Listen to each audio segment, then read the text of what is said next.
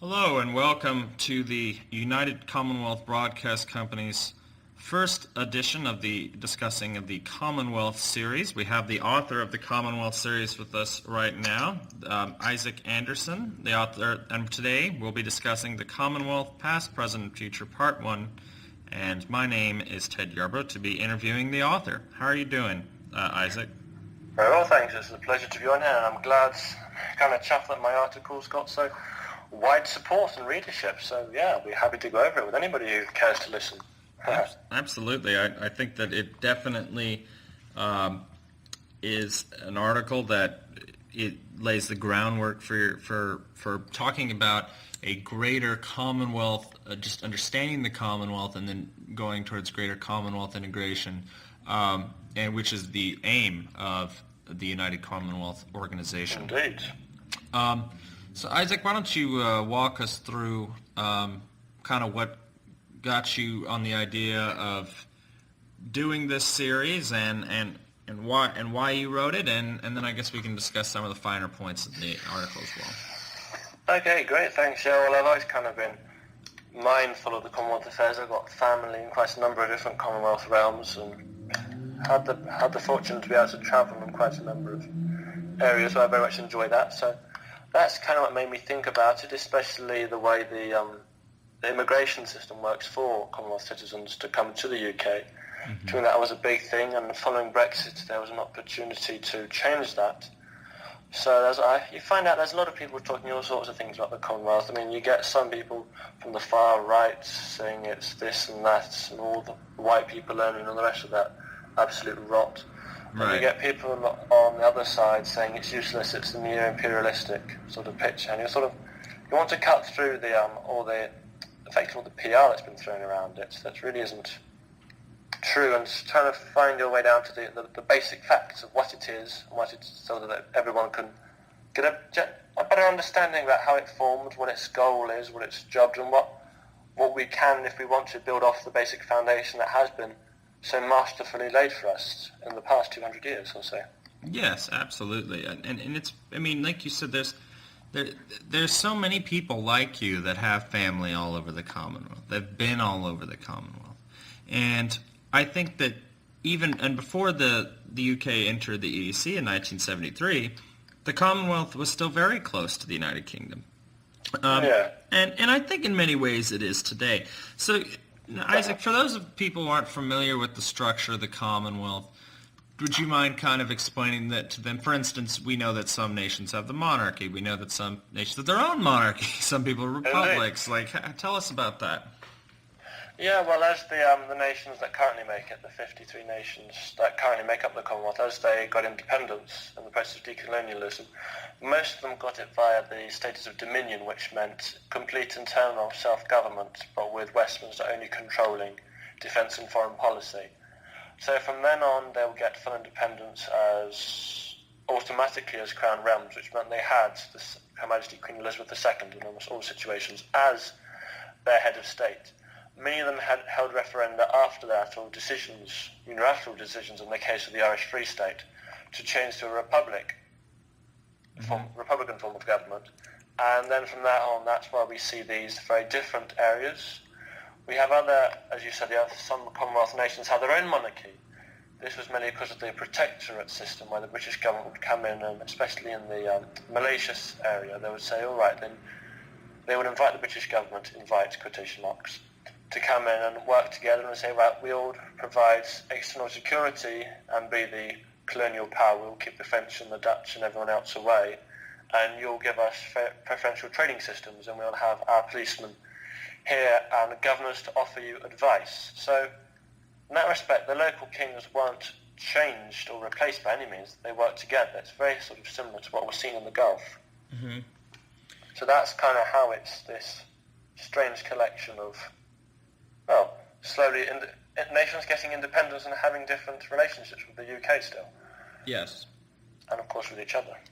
And there's been, of course, nations who have left and come back. Like South Africa was for a long time was not a member and then returned in Mandela's time. And then yes. we have the Gambia soon to join as well. We'll be back at 53. Yep. Now, which is good. now there are certain, I think a lot of people don't know, and we've gone through the history, there are purpose and goals of the Commonwealth. Do you mind kind of briefly talking about those?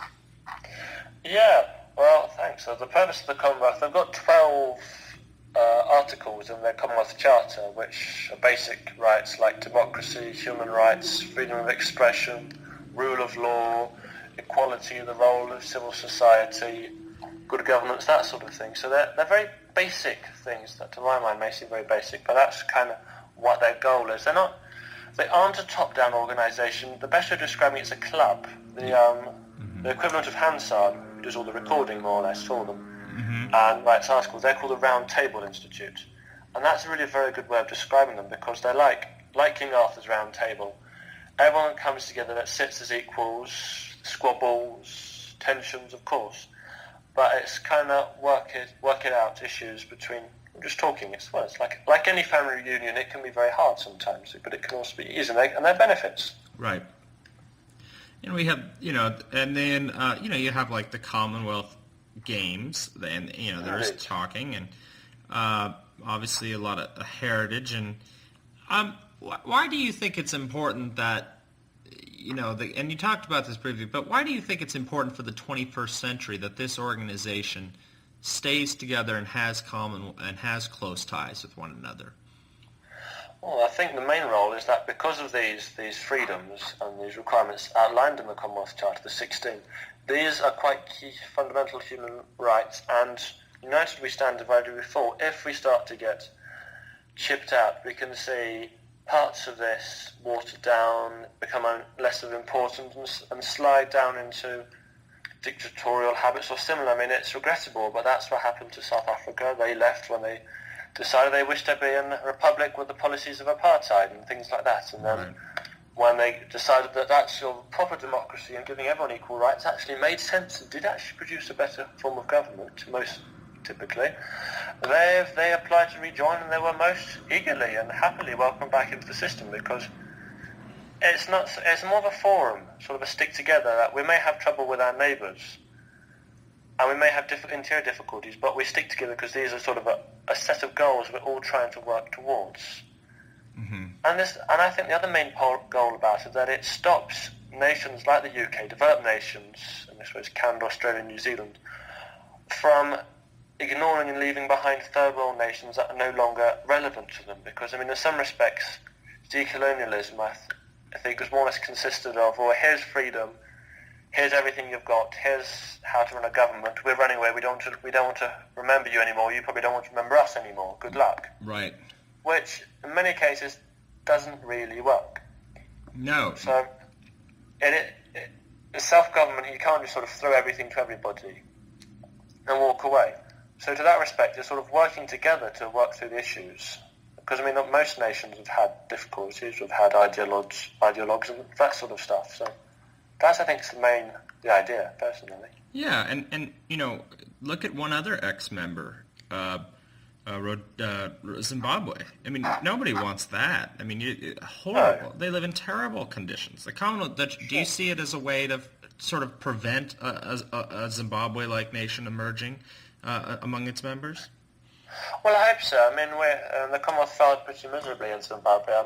We succeeded in South Africa after quite a number of years of working on it, but I think Zimbabwe is probably the biggest, I won't say the biggest mistake, but it is the failure, I think, of the Commonwealth to have stopped both the disaster that was Rhodesia, independent Rhodesia, and also the current disaster in the form of one-party state Zimbabwe, where we are informed that by, I think, Mr. Mugabe, that if Mr. Mugabe died, they could put his body still on the election rotor and he would still win the presidency, which to my mind tells me more about how democracy works over there than it does about the fitness of Mr. Mugabe to rule. Right. That's right. But there is, like you said, though, it is going to be a good forum for people, for first and third world countries to come together and share in endeavors, share values, trade, you see as being likely to happen after Brexit, right?